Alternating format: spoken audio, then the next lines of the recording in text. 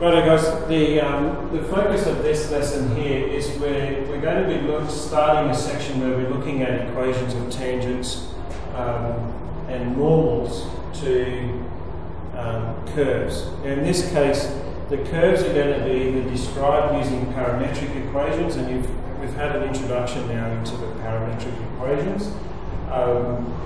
And so we'll look at how do we actually find tangents and normals to curves with parametrics, and also later in the week or next week we'll also look at implicit differentiation, which you can just shelve that for the time being because we'll focus at the moment on the parametric equations. Alright, before we go too much further, let's remind ourselves, because this is probably digging back into some of your Maths B work, tangents and normals. So feel free to answer these questions. If I have a curve here, what are the things that we need? What are the things that are necessary to find the equation of a tangent? What do we need? We need a point where the tangent's going to be. And what does the tangent look like? A straight line. It's a straight line, that's the key. The tangent is always a straight line that has the same gradient as the curve at a particular point and goes through that particular point. A normal, on the other hand, what's the normal? Perpendicular to the tangent. So this one here is the tangent, and this one here is the normal. Now, if we're finding the equation of a tangent or a normal, we're finding the equation of what? A straight line. So what is the equation? We need the equation of, a straight line. What is the equation of a straight line? Y equals mx plus c is one option. Y equals mx plus c can work. What's the other version? I'm going to write up another one here. Tell me whether you know it or not. Y minus y1 equals m brackets x minus x1. Is that familiar? Yep. Okay. This is good. I'm going to use this version. Now, in this version of the equation of a straight line, there's some symbols we need to know. Y and x are your two variables, so they can just stay exactly as they are. Y and x. What's m? Gradient. M is your gradient. What's x1 and y1? What's x1 and y1? Point. Or a point. A specific point that the line goes through. Well, that's given to you. The point on the curve that the line goes through is that point x1, y1. So we would label it here x1, y1. It's a coordinate. That will always be given to you in some form, as you'll see. So if x1 and y1 is given to us, that's x1 and y1. The only other thing we need is this gradient, and that's really the intent of what I want to show you here. So we need to be able to find the gradient of our curve. Now in Maths B methods, how do you find the gradient of the curve? Differentiation. Differentiation gives you the gradient or the rate of change of the curve. However, we don't have just simple equations, possibly. We're starting off using parametric equations. So how do we actually differentiate parametric equations to end up with the gradient of the curve? That's what we look at now. So to teach this, I'm going to do an example.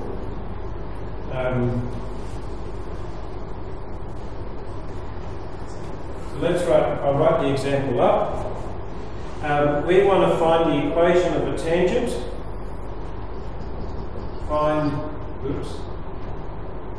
the equation of tangent to following curve at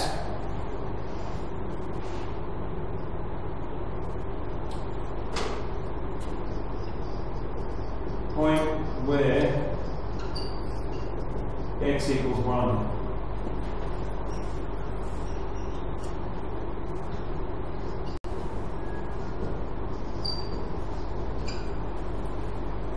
And the parametric equations for the curve are x equals t and y equals t squared. So we've picked I picked a fairly simple example to begin with. We want to use that y minus y1 equals mx minus x1. We already know the question has given us the x coordinate of the point that it's going through. It says we want the tangent at this point. So we've already got the x coordinate. We'll need to know the y coordinate, which we'll work out shortly. Actually, let's do that now. So to find point on line, we use this information that x equals 1. At x equals 1, ultimately we want to know what does y equal. What is the coordinate of that point? Well, unfortunately at this point we don't have x and y directly related. In this example it would be very quick to see that we can relate them, but we may need to go through our parameter t. So at x equals 1, what do we know? Therefore, t equals 1, isn't it? T will equal 1 when x is 1. Therefore, y will equal t squared. Y will equal t squared, so y will equal 1 squared, or 1. Gives 1, 1 as a coordinate. It sounds a bit trivial when it's ended up with such simple numbers.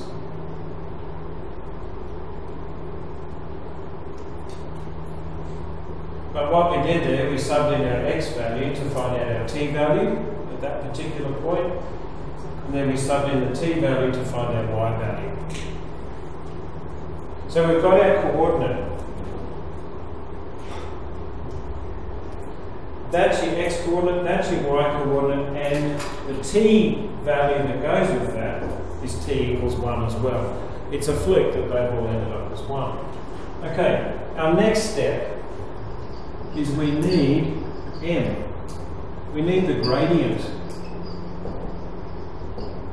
We need dy dx. What is dy dx? Well, the problem is dy dx is all good if we've got a function of y in terms of x. But at this point we don't. And we're not going to bother finding the function. We could actually find y as a function of x here, like you've been doing already. But what we're going to do here is we're going to use chain rule. And you may not have used chain rule in this format too much in the past. See if you recognise this. We want dy dx. From this equation here, what could we actually find? What if we differentiated this equation, what would it be called? dx dt? We could differentiate our x function in terms of with respect to t. I could find dx dt. Now, chain rule says dy dx equals dx dt times, what do you need this differential expression here to be to end up giving you dy dx? Oops. Actually, what's wrong with this one as it is? Dx is on the wrong spot, isn't it? Can I do this? What is 1 over dx dt? 1 divided by dx dt is actually I'll put it on the next line, dt dx, correct? 1 divided by dx dt is dt dx, multiplied by, what are we going to multiply dt dx by to get dy dx? dy dt. And then if you like, your dt's you can see disappear and you're left with dy dx. Okay? So we multiply this one by dy dt.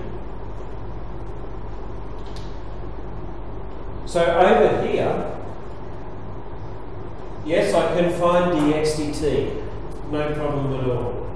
I can find dy dt, no problem at all. All I've got to do is multiply them, and I end up with dy dx.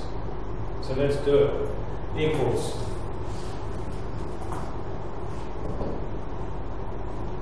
Maybe I'll just come over this way a bit further.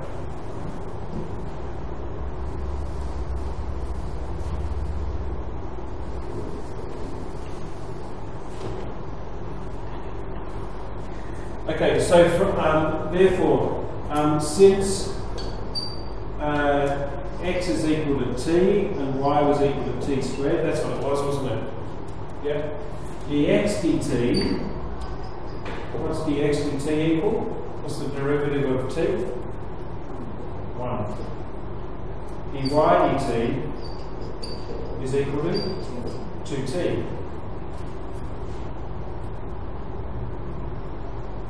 Therefore, dy dx, the gradient, that's what we want to remember, we want the gradient, dy dx is equal to dy dt times, using chain rule, look at it, dy dx is dy dt times dt dx. I made that up based on what I wanted and what I've got. dy dx is dy dt times dt dx. If you put them in any other way around, you won't end up with dy dx. So you make it fit. Equals dy dt is 2t times dt dx. Now, make this easy for yourself. dt dx is just the reciprocal of dx dt. So the reciprocal of 1, I'll emphasise it by putting 1 over 1. If dx dt was 2 there, then we would write 1 over 2. Okay, equals 2t. Which, look at what we've got. We've now got the derivative, dy dx, in terms of t. That's unusual. Everything you've seen up till now, you wouldn't express dy dx in terms of your parameter t. Okay? But we have. We've got an expression for the derivative. Therefore, but we want to know the derivative. We want to know the gradient, what? At any point on the line or a specific point? Specific point. What specific point? But at, what was the point? It was 1, 1, or t equals 1. Which of these will be useful now if we're trying to find the actual gradient of a particular point? Which of these two will be actually useful?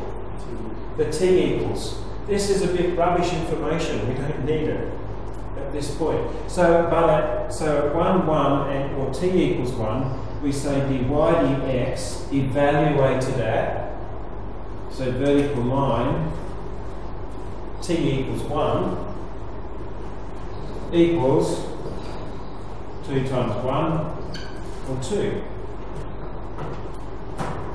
So therefore, the gradient of my tangent, and I write that as m subscript t, the gradient of my tangent is 2.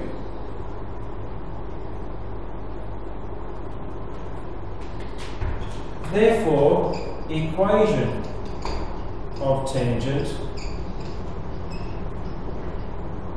given by y minus y1 equals mx minus x1. Fill in the bits. Y minus y1. What's y1? 1 equals m gradient 2 brackets x minus x1 was also 1 in this case. Simplify, we'll get y minus 1 equals 2x minus 2. Therefore, y equals 2x minus 1.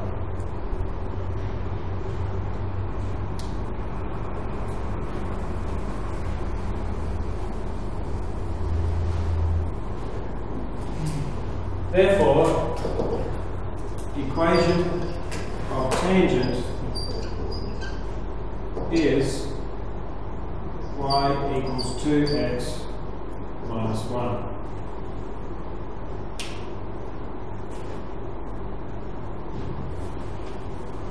Now I want to, before we lose this example, I want to go on with an extension of this, because you would have seen the heading that I gave for this whole unit was equations of tangents and normals, and I drew up the diagram of a tangent. We found the equation of the tangent, but we haven't found the equation of the normal. This question didn't ask for it, so I didn't do it. But what if we extended the question and we said, now find equation of normal at x equals 1.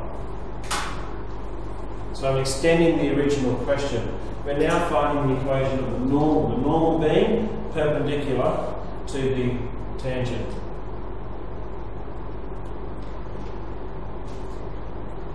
Does the point that it goes through change?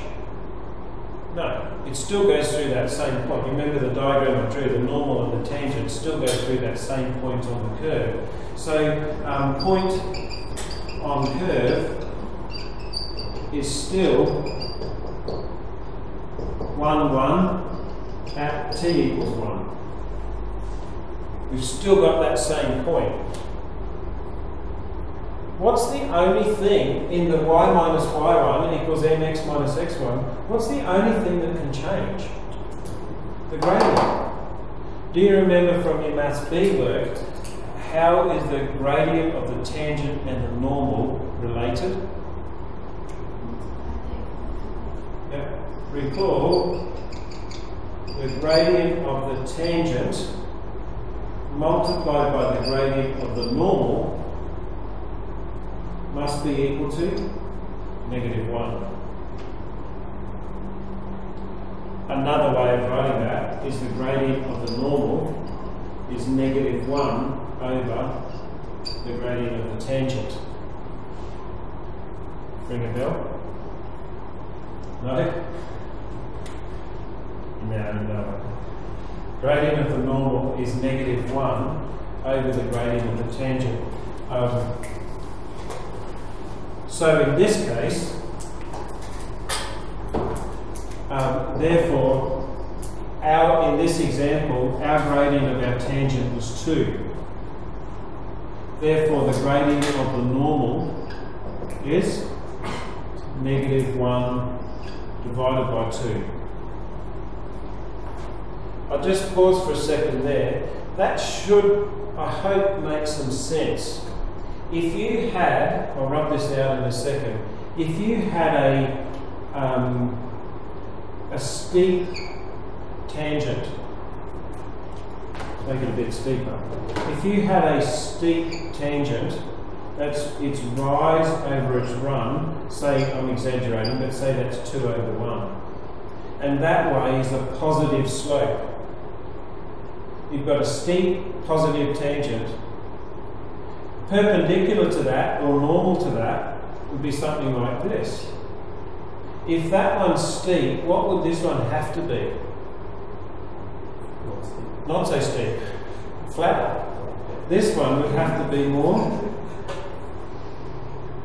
The run would have to be much bigger than the rise. And in fact, our run now becomes 1 and our rise, our rise becomes 1 and our run becomes 2. They swap over. That's what this process does. It swaps it over. It swaps your rise and run over. Also, this line here, if this one has a positive gradient, the one at right angles to it has to be opposite sign, isn't it? If that's a positive gradient, this one's a negative gradient. If they're at right angles, that has to be the case. And so that's hence the negative sign there. If our tangent originally had a negative gradient, then our normal would have to have a positive gradient. So hopefully you can see that it makes some logical sense rather than just being a formula. Okay, so back to this now. We've got our point, we've got our gradient, therefore the equation of normal given by y minus y1 equals m x minus x1. Sub in our points, y minus y1 is 1 equals m. We've now got negative a half x minus x1, which was 1.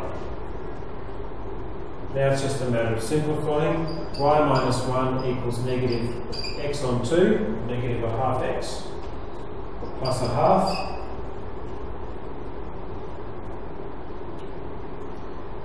So y equals negative x on 2 plus 1.5, or 3 over 2. And this would be a correct answer. We could also multiply right through by 2 and get 2y equals negative x plus 3 and put it in standard form that way, but that's perfectly okay like that.